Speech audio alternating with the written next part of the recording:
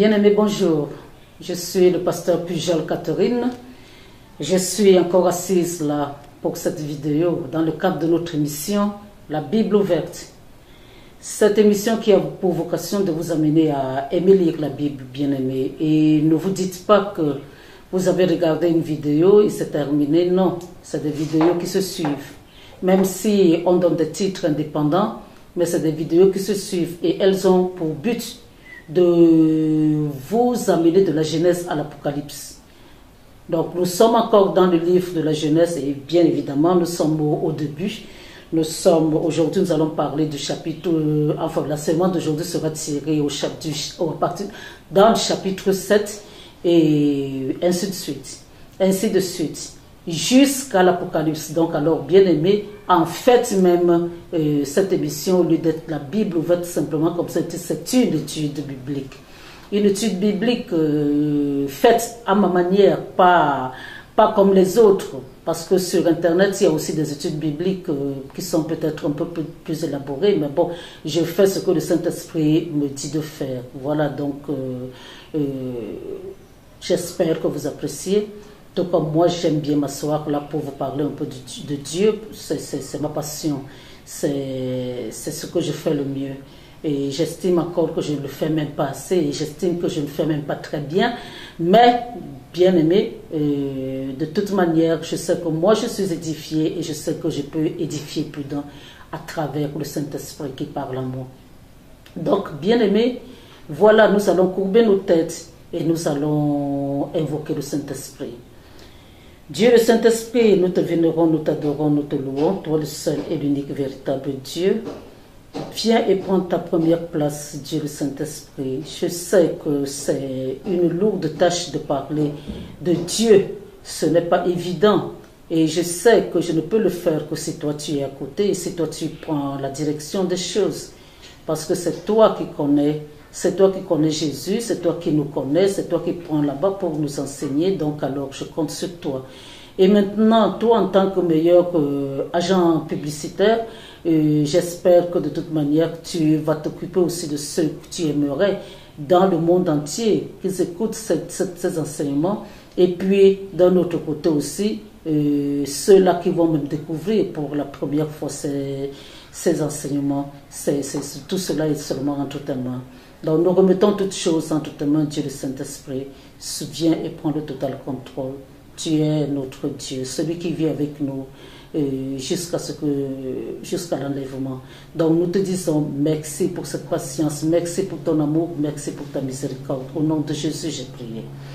Amen. Donc alors, bien-aimés, l'enseignement d'aujourd'hui sera toujours tiré dans le chapitre 7 du livre de la Genèse. Nous sommes toujours dans l'enseignement sur Noé. Je vais lire un peu avant de commencer à décortiquer. Je relis, parce que si vous avez vu l'enseignement précédent, c'était toujours sur le chapitre 7. Mais aujourd'hui, je vais mettre l'accent beaucoup plus sur les codes. Et ça, c'est vrai que ce n'est pas évident. On n'en parle pas tout le temps. Alors, donc, la Bible nous dit, au chapitre 1, que l'Éternel dit à Noé, « Entre dans l'arche, toi et toute ta maison, car je t'ai vu juste devant moi parmi cette génération. Tu prendras auprès de toi 7 couples de tous les animaux purs, le mâle et la femelle, une paire d'animaux qui ne sont pas purs, le mâle et sa femelle, 7 couples aussi des oiseaux du ciel, mâle et femelle, afin de conserver leur race en vie sur la face de la terre. Car encore 7 jours, et je ferai pleuvoir sur la terre 40 jours et 40 nuits, et j'exterminerai de la surface de la terre tous les êtres que j'ai faits. Ou de la face de la terre, tous les êtres que j'ai faits. Noé exécuta tout ce que l'Éternel lui avait ordonné. Noé avait 600 ans lorsque le déluge d'eau fut sur la terre. Donc alors, moi je vais m'arrêter là, parce que l'enseignement d'aujourd'hui, ce n'est pas forcément sur l'obéissance. Nous savons déjà, il a obéi, mais c'est simplement sur le code. Alors, nous avons vu la fois dernière que Dieu avait demandé à Noé de faire une arche et avec une fenêtre. une fenêtre. Et la fenêtre devait être en haut. Voilà. Donc, et après, il lui a demandé, je suis au verset 16, il lui a dit, tu construiras un étage inférieur, un second et un troisième. Donc nous voyons, bien aimé, le code 1 qui nous amène directement à 3 codes. C'est-à-dire qui est lié directement au code 3.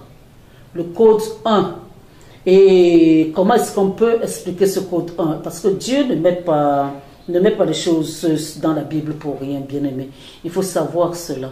Rien n'est écrit tout à fait par hasard. Et on ne peut minimiser, on ne peut rien minimiser. C'est vrai que quand on a du mal à expliquer, je ne suis pas la seule parce que moi aussi je vais expliquer tant bien que mal. Quand on a du mal à expliquer, on évite et on parle de choses qu'on peut expliquer. C'est vrai que dans les églises, faire une prédication sur les codes, les gens vont s'endormir. Mais là, il s'agit de l'enseignement, il s'agit de l'enseignement, il s'agit de l'étude biblique. Donc, il y a des choses qu'on ne peut pas négliger. Alors, le code 1, bien aimé, le code 1 veut dire quoi? Le code 1 nous parle de l'unité. Le code 1 nous parle de l'unité. L'unité, de temps en temps, on va nous parler de 10, et nous savons tous, pour ceux qui ont l'habitude de suivre mes écrits, mes enseignements, pardon, d'écouter mes enseignements, nous savons que le chiffre 10, c'est le chiffre de Dieu. Le chiffre 9, c'est le chiffre de l'homme. C'est pour cela que même au niveau de la grossesse de la femme, elle durera 9 mois. C'est le chiffre de l'homme. Bon, l'homme a été créé le 6e jour. Donc, ça aussi, le chiffre 6 veut aussi dire quelque chose. Mais le chiffre 9, c'est le chiffre de l'homme. Adam, c'est pour cela que Dieu a dit qu'il a créé l'homme à son image et à sa ressemblance. Parce qu'il n'y a que ce chiffre qui sépare l'homme de Dieu. L'homme est 9 et Dieu est 10. Et tout cela, on reçu à connaître ça à partir de la Torah, bien aimé. À partir de la Bible ici, on peut pas savoir toutes ces choses. Même les Bibles explicatives là, ne peuvent pas très bien vous expliquer cela. Donc alors, le code 1, même si ça nous amène au 10, bien aimé, c'est toujours 10, 1 plus 0 égale 1. Donc même si ça nous amène aux centaines, c'est toujours 1 plus 0 égale 1. Et puis c'est toujours 1 multiplié par 10 ou 1 multiplié par 100. Bien aimé, c'est le code 1 qui est le code de l'unité. L'unité. La Bible va nous parler de 300 coudées, elle va nous parler de 50, au verset 15, elle va dire, Dieu va dire à Noé, l'arche aura 300 coudées de longueur, 50 coudées de largeur, 30 coudées de hauteur. Tout cela n'a pas été fait pour rien. Bien aimé, ça n'a pas été fait pour rien. Mais, sans rentrer dans les détails, sans commencer parce que sans rentrer dans l'explication de tous ces chiffres-là, bien aimé, nous voyons Dieu dire que tu feras à l'arche une fenêtre que tu réduiras à une coudée en haut. Voilà, en haut, c'est ça la partie la plus importante. Il y a 3 étages qu'on verra en bas, au moyen et au rez-de-chaussée. Il y aura 3 étages qui seront de 3 niveaux. Donc 3 niveaux, c'est le chiffre 1 qui nous amène. La fenêtre est en haut, donc au numéro 1. Le haut, bien aimé, ça nous rattache au ciel. Il faut le savoir. Il faut savoir que tout, ici dans l'histoire de Noé, on retrouve l'histoire de l'humanité. On retrouve, c'est-à-dire que c'est pour cela que Jésus a pris cette histoire pour la fin des temps. C'est l'histoire de l'humanité. C'est la manière dont Dieu a construit la terre. C'est aussi les codes qui vont nous montrer aussi la destruction. C'est des codes qui vont nous montrer tout. Quand on prend la peine d'écouter, de lire ces codes, de les analyser, on comprend tout le fonctionnement de la terre. Donc alors, n'oublions pas que c'est prophétique, hein, l'histoire de Noé. Et je répète encore que quand on dit que quelqu'un a eu une vie prophétique, ça ne veut pas dire que la personne a prophétisé, comme on prophétise beaucoup aujourd'hui. Dieu a dit, Dieu a dit, Dieu a dit. Non. Ça veut dire tout simplement que la vie de la personne est une vie qui pouvait prophétiser, qui parle. Ça dit que la personne a vécu d'une manière qui interpelle et qui nous raconte comment les choses vont se passer par la suite. Donc sa vie en elle-même, c'est une vie de prophétie. Abraham était un prophète aussi par rapport à ça, sa vie. Il n'a jamais parlé de la part de Dieu, mais il a eu une vie prophétique. Tout le reste, les Joseph, tout le reste, ils ont eu des vies prophétiques. Donc il faut savoir que une vie prophétique n'est pas la prophétie, mais ça entraîne la prophétie. Voilà. Donc il faut le comprendre comme ça. La fenêtre d'en haut, donc, était ça. Pourquoi la fenêtre devait être en haut? Elle pouvait être sur le côté, elle pouvait être n'importe où dans l'arche qui représentait une boîte, qui représentait une maison, qui représentait Jésus. Et ça pouvait être n'importe où. Mais Dieu a voulu qu'elle soit en haut, et qu'elle soit en haut directement, en direction du ciel, pour que la lumière, Dieu qui est lumière, c'est-à-dire Jésus qui est la lumière du monde, puisse faire rentrer sa lumière et que toute l'arche soit imprégnée de la lumière de Jésus. Voilà. Et c'est ce qui se passera aussi quand on sera enlevé. Je veux dire que quand tout sera terminé, quand on sera là-bas au ciel, je vous ai dit quand on sera au paradis, le paradis là, avec l'arbre de vie qui sera Jésus. Il faut savoir que personne bien-aimé, le soleil ne brillera plus, la lune ne sera plus, elle sera plus utile parce que la lumière de Dieu sera là. C'est elle qui sera notre lumière. C'est elle qui sera notre lumière le jour, la nuit, c'est elle qui sera notre lumière. Donc alors, comme c'est une représentation de choses qui se terminent sur la terre, l'histoire de Noé, je veux dire, et c'est une représentation des choses qui vont se passer, c'est une représentation de la fin de toutes choses, donc des choses qui existent, des choses qui vont se terminer et des choses qui vont se passer après la vie, puisque la mort n'est pas la fin de tout. La mort, après la mort, il y a la vie. Et c'est cette vie-là. Il faut que la lumière de Dieu puisse entrer. Cette lumière qui est créée devait entrer dans la boîte tout entière, dans la boîte. On ne parle pas de bateau, on parle de la parole, on parle de la boîte qui contient la parole. Cette parole qui est censée nous sauver. Cette parole qui même pas qui est censée qui sauve. Voilà. Donc, bien-aimé, cette lumière incréée, cette lumière messianique, c'est Jésus-Christ qui devait rentrer là-dedans, parce que c'est sa parole, et sa parole doit être accompagnée par sa lumière, c'est sa parole, bien-aimé, qui fonctionne là. Donc, Dieu ne veut pas que son monde disparaisse complètement. Le péché, il faut savoir, a fait quoi? Ça a fait, on peut dire, un tout petit péché, qui a pris de l'ampleur, le monde a commencé à devenir méchant et toutes ces choses-là ont fait en sorte que après le monde tout entier a été pollué jusqu'au point où Dieu a décidé de détruire le monde. Et il faut savoir que ça c'était justement prophétique, parce que si ce n'était même pas prophétique, on aurait dit que ça y est, il a détruit et maintenant après le monde est meilleur.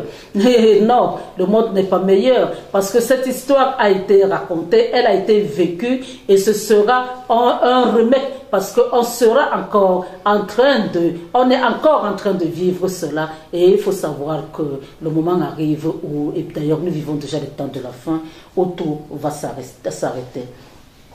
Donc, bien aimé, cette lumière alors est représentée sous la forme de 7. Il faut savoir que le monde a été créé en 7 jours, et 7 représente le cycle. Quand Dieu créait, on nous disait, il a fait ceci, et il a trouvé que c'était bon, et c'était, voilà, et c'était le premier jour. Après, on parle du deuxième jour, il a fait ceci, il a trouvé que c'était bon, c'était le deuxième jour. Bien aimé, il faut savoir une chose, c'est que Dieu ne dormait pas quand il finissait, il n'allait pas se coucher, se reposer en se disant, Dieu est esprit, Dieu ne dort pas. Mais c'était ce cycle-là qui était passé. Ce cycle-là était arrivé à son terme et ça s'était arrêté. Et maintenant, il fallait que notre cycle commence. Donc, le monde a été créé sur 7 cycles. Voilà, 7 cycles. Et ces 7 cycles vont petit à petit nous amener vers le code 40. Le code 40 qui sera le code de la destruction. Oui, bien sûr, bien aimé, c'est ça. Toute chose elle nous a été donnée, mais maintenant on n'a pas respecté, donc il faut petit à petit qu'on aille vers la fin.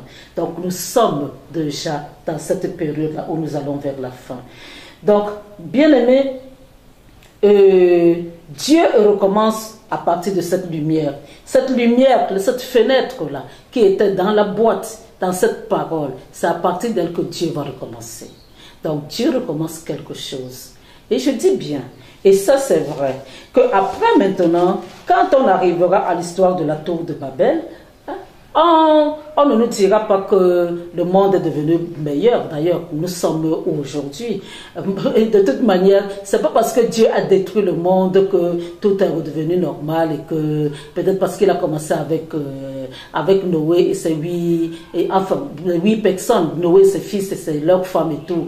Non, que le monde est devenu meilleur. Non, non, Dieu n'a pas fait ça pour montrer, pour dire que maintenant tout était changé. Non. Tout avait été pollué. Même Noé que Dieu avait choisi était seulement juste, mais il n'était pas parfait. Ses enfants n'avaient pas été choisis parce qu'eux, ils étaient parfaits. Ses enfants étaient choisis tout simplement parce que leur père était juste. Et donc, alors, Dieu a sauvé la famille de Noé à cause de Noé. Donc, alors, ça veut dire que la pollution a continué. Alors, bien aimés, nous allons comprendre que au chapitre... Nous allons lire un peu le chapitre 8 au verset 6. Qu'est-ce que le chapitre 8 nous dit? Le chapitre 8, puisqu'on a sauté un peu là, maintenant au verset 6 nous dit: au bout de 40 jours, Noé ouvrit la fenêtre qu'il avait faite à l'arche. Voilà, au bout de 40 jours. Donc on part de 7.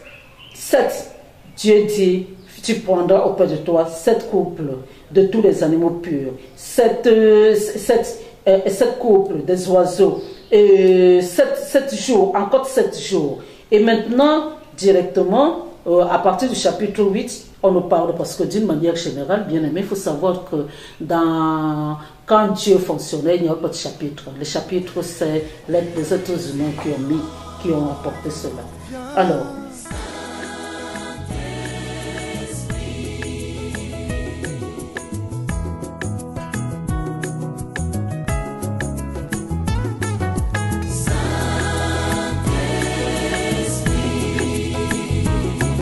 sagesse, d'intelligence, de connaissance et de crainte de Dieu.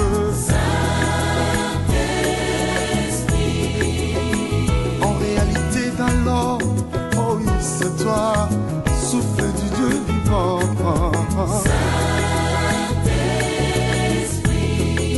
Oh oui, soleil levant, inaugure un nouveau jour dans ma vie.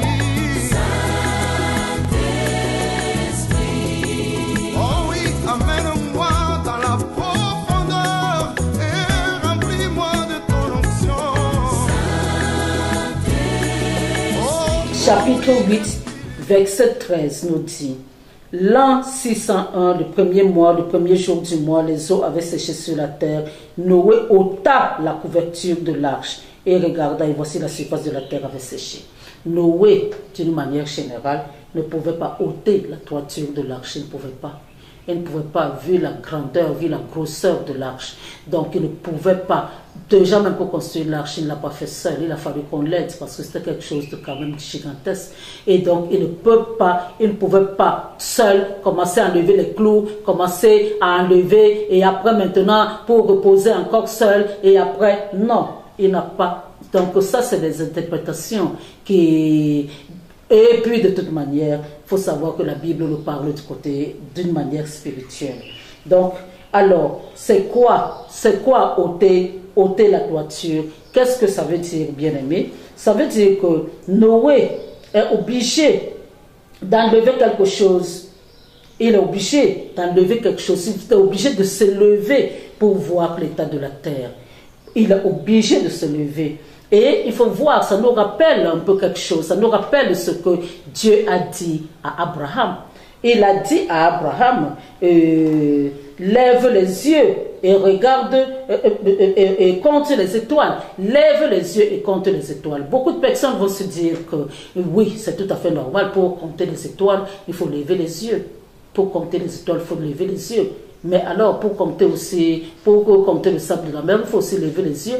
Non, parce que Dieu voulait dire quoi? Dieu voulait dire que dans toutes choses, quand on fonctionne avec lui, si on veut voir les prophéties, si on veut voir les choses au-delà de ce que nous pouvons voir sur la terre, Dieu est bien aimé. Il faut regarder avec les yeux, nos yeux spirituels. Il faut regarder du haut vers le bas. On ne peut pas regarder du bas vers le haut. On n'aura pas une bonne vision. On ne pourra pas voir comme Dieu aimerait qu'on voit.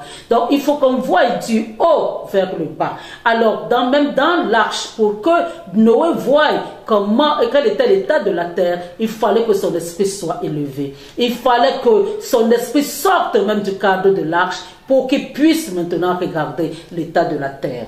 Donc il faut savoir cela, bien aimé.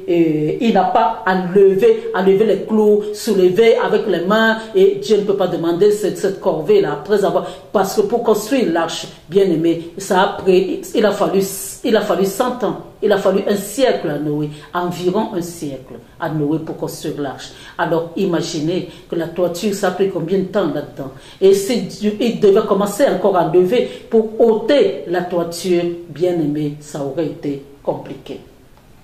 Donc alors, nous devons toujours nous-mêmes, quand nous fonctionnons avec Dieu, tirer le couvercle. Nous devons ôter le couvercle. Nous devons aller au niveau de notre spiritualité à voir les choses d'en haut. C'est-à-dire que quand on les voit d'une manière terre à terre, c'est toujours un peu compliqué. On verra comme tout le monde. Et ce n'est pas ce que Dieu veut. Moi, je sais que quand je prie, j'ai l'habitude de dire à Dieu, aide-moi à voir ce que d'autres personnes ne voient pas. Mais je ne suis pas en train de demander à Dieu de faire en sorte que je sois sorcière, que je commence à voir 4 yeux. Non, mais c'est qu'au niveau de ma marche chrétienne, au niveau de ma spiritualité, que je puisse me lever et que je puisse commencer à voir les choses pas de la manière des hommes. Que je voie ce que d'autres personnes ne voient pas. Que j'entende ce que d'autres personnes n'entendent pas. Et même si Dieu me parle dans le cœur, dans mon cœur, est-ce qu'une personne qui est à côté de moi va entendre ce que Dieu me dit? Non, personne. Mais que Dieu puisse me parler librement, que moi je puisse entendre, même à demi-mot, et ça m'arrive, que quelqu'un veuille me raconter une histoire, et bien aimé, peut-être que lui, il fait tous les efforts pour me mentir, mais qu'est-ce qui se passe? C'est qu'à travers même le peu que lui décide de me dire, je comprends ce qu'il a voulu me dire. Et c'est pour cela que je ne fais pas de prière non plus sans demander l'esprit de discernement à Dieu. Pour qu'une personne me mente, je peux me taire, mais j'aurais compris. Parce que même si là, au moment de la discussion, je n'ai pas bien compris tout, mais après maintenant, tout le feedback revient dans ma tête. Je revois, je réécoute ce que la personne m'a dit et je commence à déceler ce que la personne ne voulait pas me dire, ne voulait pas que je sache. C'est comme ça que ça se passe, bien aimé. Donc Dieu nous demande toujours de regarder du haut vers le bas. Parce que si tu regardes du bas vers le haut, tu ne t'élèves pas. Tu ne t'élèves pas. Je vous ai déjà donné l'exemple de la poule et de l'aigle. Je vous ai dit que les deux ont des ailes. Mais en cas de problème, la poule va rester à terre et l'aigle va s'élever. Donc, il faut comprendre que toutes choses que nous vivons, c'est vrai, nous vivons sur cette terre, mais nous devons, bien aimer, fonctionner avec le céleste, le spirituel céleste. Nous devons fonctionner avec le céleste. Donc, Noé va contribuer, bien aimé, à la reconstruction du monde. Et va contribuer à la reconstruction du monde, bien aimé. Et Dieu permet cela. Dieu permet que nous puissions agir en collaboration avec lui. Et quand il fait quelque chose, il ne nous met pas de côté complètement. C'est vrai que pour la construction du monde, il ne nous a pas demandé notre avis, mais il essaye toujours d'être juste, parce que quand on nous confie notre vie, comme il avait dit pour Abraham, ferais-je quelque chose sans en parler à Abraham? Et c'est comme ça que Dieu nous parle. Et il choisit certaines personnes qui peuvent être obéissantes. Et il leur demande, il les amène à faire, à l'aider. C'est une grâce. C'est une grâce de contribuer à quelque chose, contribuer au recommencement de l'humanité. C'est une grâce que Dieu te choisit. C'est une grâce pour moi de m'asseoir ici et de vous parler de la part de Dieu. C'est une grâce, vous bien-aimés, vous ne pouvez pas imaginer. Je ne fais pas ça de moi-même. J'écoute aussi des enseignements. Quand je vous parle même des tests hébraïques, c'est parce que je m'assieds. Moi, je suis dans mon petit pays. Je regarde aussi j'écoute des enseignements, même si c'est sur Internet, j'écoute des enseignements des gens qui sont censés m'apporter quelque chose. Je n'écoute pas les enseignements des gens qui ne m'édifient pas. Donc, à partir de là, bien-aimé, c'est comme ça que moi aussi je grandis. Et j'estime de toute manière que quand le Saint-Esprit qui est en moi m'amène à rejeter automatiquement ceux qui ne fonctionnent pas pour lui. Ils sont nombreux. Ils sont nombreux sur Internet qui ne fonctionnent pas avec Dieu. Ils sont nombreux. Ils peuvent être éloquents n'importe comment, mais moi, je ne reçois rien. Ils peuvent parler bien n'importe comment. Quand j'écoute et que je ne reçois rien, bien aimé, je sais que ce que la personne a dit, Dieu n'était pas là. Et c'est comme ça que Dieu lui-même il sait que cet enseignement s'est terminé et maintenant il faut que quelqu'un d'autre puisse m'édifier. Donc le Saint-Esprit passe toujours par des gens pour nous édifier. On ne se lève pas et on devient ce qu'on est. Et puis il faut toujours des heures de travail, que ce soit même dans le monde. On travaille toujours pour arriver à quelque chose. Et on se prive toujours pour arriver à quelque chose. C'est des heures de sommeil. C'est le temps. Au lieu de faire d'autres choses, moi je suis là en train de prendre des notes, en train d'écouter, en train de lire même la Bible et de prendre des notes, d'écouter de Dieu. Et donc alors, bien aimé, voilà. Ça, c'est un enseignement sur les codes. Je vais le faire en 2 fois. Là, je vous ai parlé du code 1, je vous ai parlé du code 7 et j'ai commencé à vous parler du code 40. Je vais encore approfondir en vous donnant des exemples sur le code 40.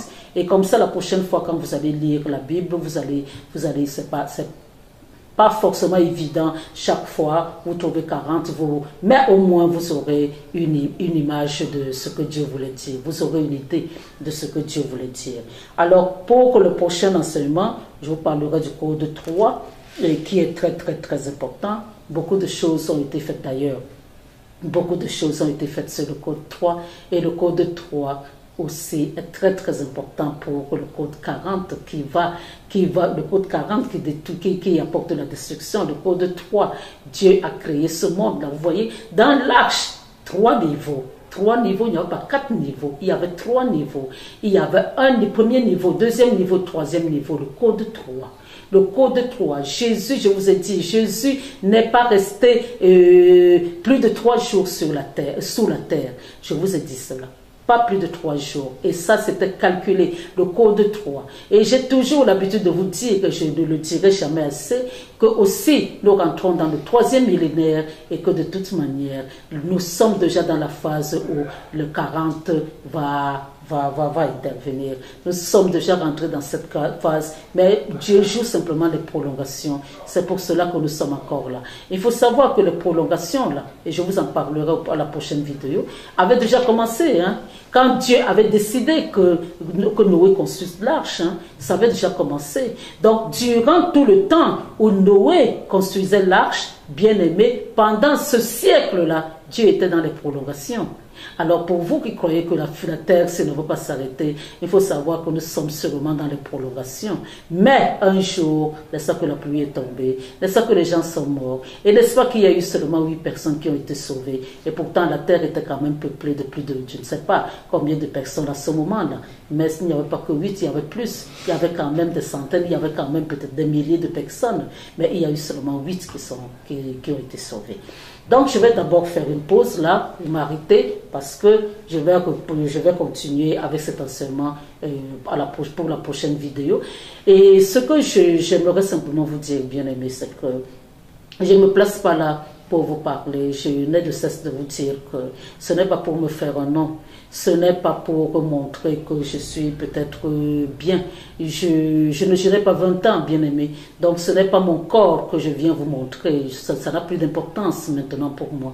Donc alors il faut savoir, bien-aimé, que je suis là simplement pour vous sensibiliser. Parce que Dieu m'a demandé de travailler pour lui et je suis là pour vous sensibiliser. Et quand je vous parle, bien-aimé, je vous parle de quelque chose que moi je connais. Je vous parle d'un Dieu que je connais. Je vous parle, je ne connais pas complètement, mais il s'est fait connaître à moi à plusieurs reprises. Je vous parle d'un Dieu qui est un Dieu vivant. Je vous parle de quelqu'un qui vous interpelle, qui vous sensibilise, qui vous demande d'écouter sa parole et de venir à lui.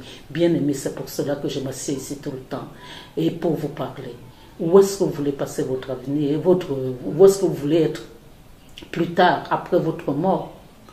Où voulez-vous être? Où voulez-vous être, bien aimé? Parce que la mort n'est pas la fin de soi, là, ce n'est pas la fin d'un tout. Tout ne s'arrête pas.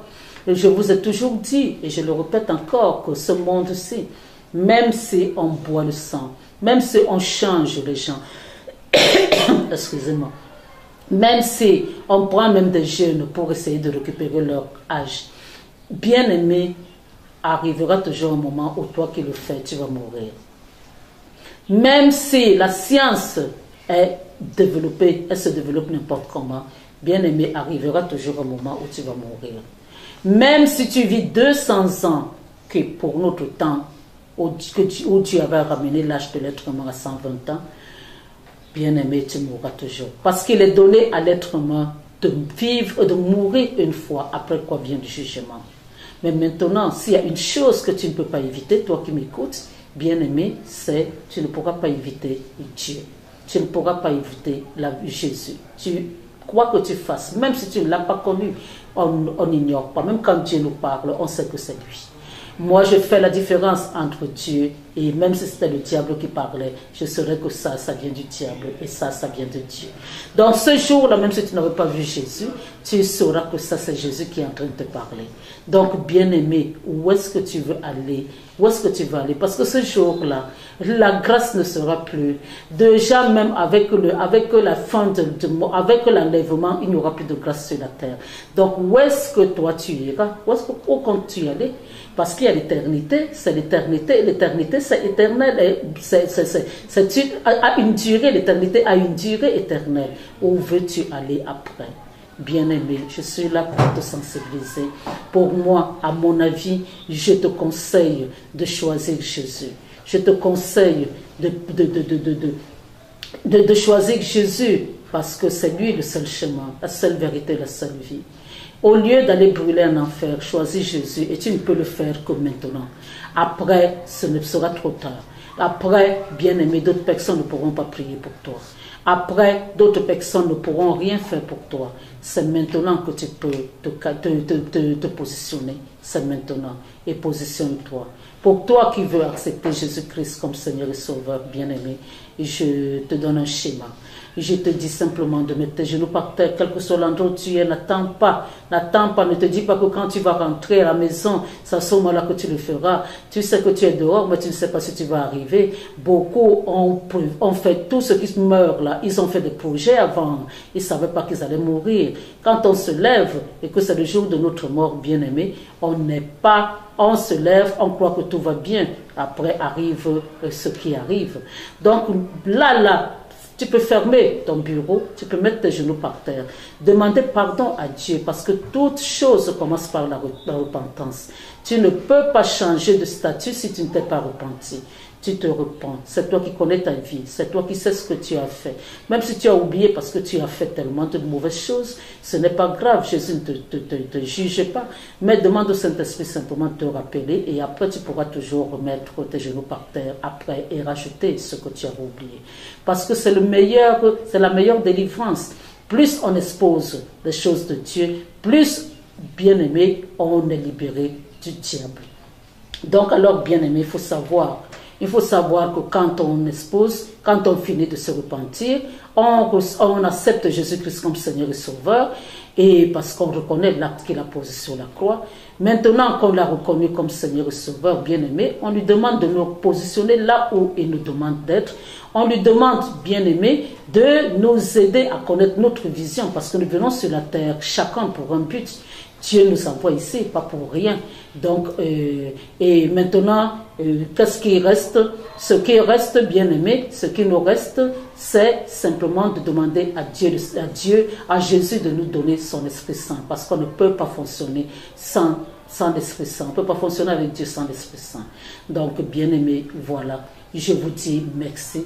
J'espère que vous avez compris. J'espère que même pour la prière de repentance, vous allez écouter ces vidéos, vous allez les envoyer, vous allez les partager pour que d'autres personnes soient sauvées. Notre Jésus est pour tout le monde. Notre Jésus ne se garde pas. Il ne se garde pas. Nous devons le partager. Partagez ces vidéos, bien-aimés, et beaucoup d'autres personnes seront sauvées. Nous sommes là. Nous avons été sauvés pour sauver les autres. Nous n'avons pas été sauvés pour être égoïstes. Donc, bien-aimés, nous te disons, moi je vous dis merci pour votre disponibilité et je vous dis aussi, et je dis merci à Dieu le Saint-Esprit et j'espère qu'on se verra bientôt. Et je suis le pasteur Pujel Catherine, numéro de téléphone 697 09 92 35, deuxième numéro de téléphone 693 78 75 73. Bien-aimé, si vous voulez m'appeler de l'extérieur, alors vous faites le 00237.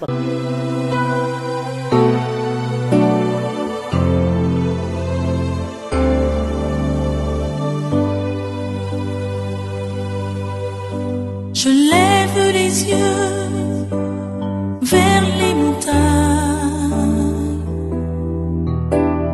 D'où me viendra